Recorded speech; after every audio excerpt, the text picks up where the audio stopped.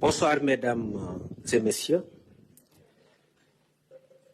Avant tout, je souhaite exprimer ma pleine compassion envers toutes les personnes affectées, étudiants, personnels universitaires, familles et l'ensemble de la communauté académique à la suite des événements tragiques survenus hier à l'université et qu'on a pu observer à distance. J'adresse mes sincères condoléances à la famille, aux proches et aux amis de l'étudiant Abdoulaye Ba, malheureusement décédé hier. Il est sûr que ce qui s'est passé hier constitue une tragédie. Ma position de principe est que l'université doit rester un lieu d'apprentissage, de dialogue et de construction, pas un espace de violence, pas un espace de peur. Je comprends donc le choc, l'indignation et les interrogations qui s'expriment ça et là. Certaines sont même légitimes, je le reconnais, et peuvent se justifier. Je tiens cependant à rassurer tous les citoyens qu'une enquête est en cours pour établir les faits et circonstances qui ont conduit à ces incidents et tragédies. Mesdames et messieurs, il y a lieu de souligner, sans verser dans des considérations relevant de justification, parce que ce n'est pas conforme à notre éducation ni à notre parcours, nous voulons vous parler franchement avec un langage décodé et sur fond de sincérité et d'honnêteté. C'est pourquoi d'ailleurs je salue cet exercice de transparence et j'en profite pour remercier les journalistes pour leur présence. Je parlais d'un exercice de transparence. Des vérités doivent être dites, sans choquer cependant, parce qu'on est dans un contexte de deuil. Et je disais que, loin de moi l'idée de justifier des impairs, parce que je l'ai dit, il y a eu des faits que j'ai suivis et qui m'ont moi-même heurté.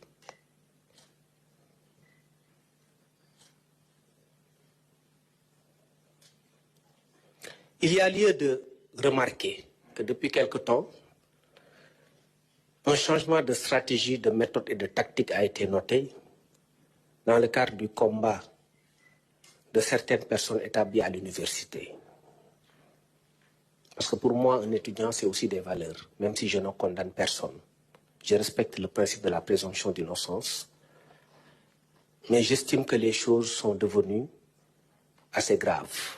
Et la situation de l'université est alarmante et alerte.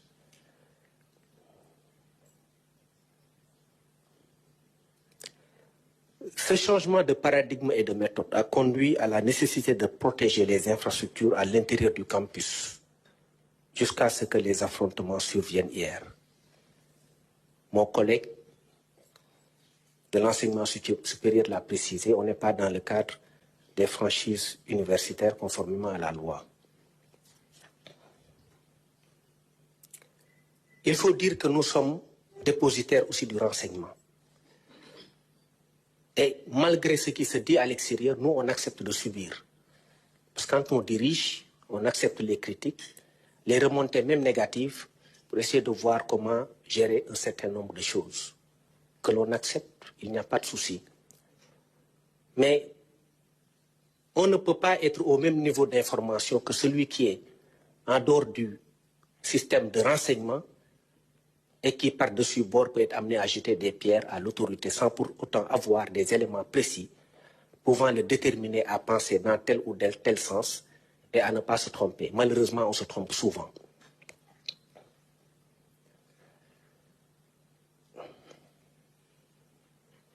Je l'ai dit, nous avons reçu des renseignements.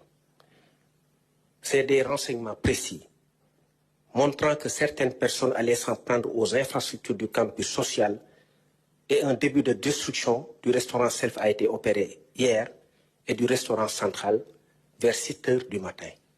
parce qu'ils devaient descendre sur le terrain à 6h, 6h30 pour opérer des destructions.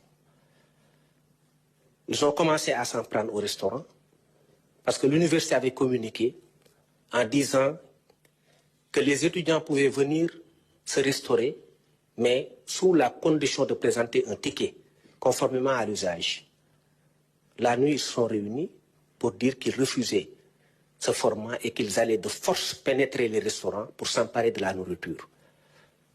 À défaut de quoi, les restaurants seront détruits et les infrastructures universitaires pillées. En tant que responsable de la sécurité publique, nous avions un devoir impérieux d'anticiper sur ces événements-là, parce que ce sont des biens publics. Et donc, la présence des FDS à l'aube s'inscrivait exclusivement dans un souci d'intervenir pour protéger ces biens publics. Biens publics parce que ce sont des biens qui appartiennent à tous les Sénégalais. Et dans notre logique de gouvernance, nous pensons que le bien public participe, la préservation du bien public participe d'un principe même de citoyenneté. Il faut bien qu'on s'entende. Sur le terrain, il y a eu des actes de violence qu'on a constatés de part et d'autre. Et des actes qu'on a vus émanant des forces de défense et de sécurité. En tant qu'autorité supérieure, c'est des actes que je ne peux pas cautionner.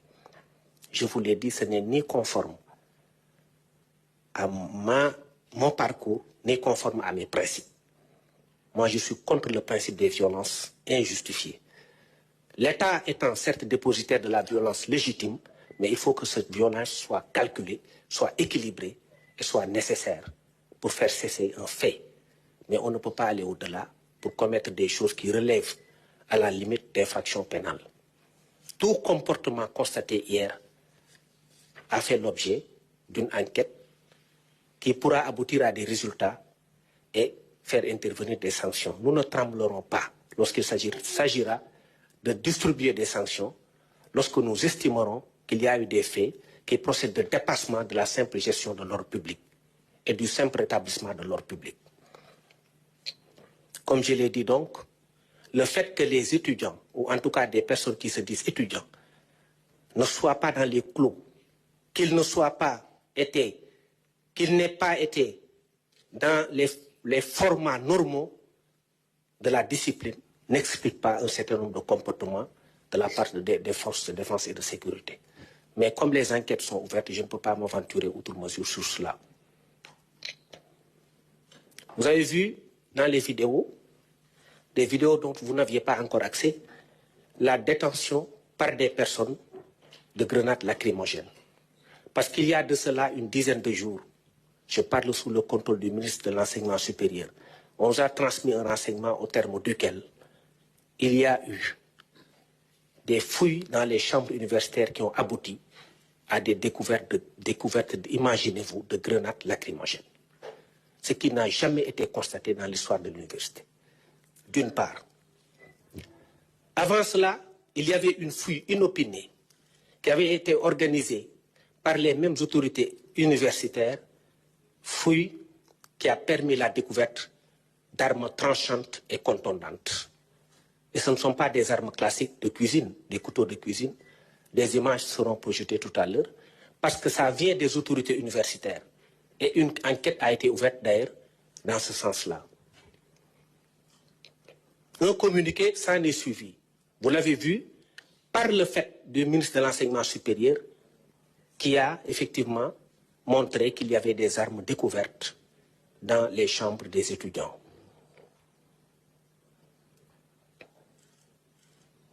Ensuite,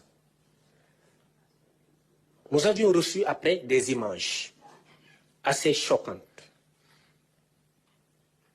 d'une personne qui n'était pas de nationalité étrangère, le lendemain de la victoire du Sénégal sur le Maroc, agressée par des étudiants. Nous avions cru devoir ne pas faire sortir cet élément-là, parce que ça pouvait de l'autre côté constituer une source de représailles contre les Sénégalais. Vous imaginez la gravité de ces faits. On a été obligé de ne pas diffuser cet élément vidéo. Ces personnes ont été interpellées et jugées en flagrant délit par le tribunal de grande instance hors classe de Dakar. Ce sont des faits qui sont là et qui sont vérifiables et documentés. Et je l'ai dit, loin de moi l'idée de justifier quelques violences policières que je condamne, attendant que les résultats m'échouent et me parviennent. En tant qu'avocat, je ne peux pas cautionner des choses qui me semblent relever de l'illégalité. Parce que la violence doit être proportionnelle et mesurée, je l'ai dit. Je précise d'ailleurs que sous mon autorité, les forces de défense et de sécurité ne violeront jamais les franchises universitaires. Parce qu'on a un tant soit peu de connaissance des textes qui nous oblige à ne pas les violer. Je rappelle que le ministère de l'Intérieur est chargé sur l'ensemble du territoire national. Et sans aucune exception, et aucune portion du territoire national ne peut échapper à l'application de nos lois.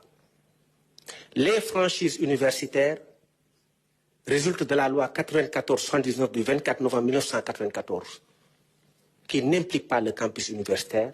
Mon collègue l'a tout à l'heure précisé.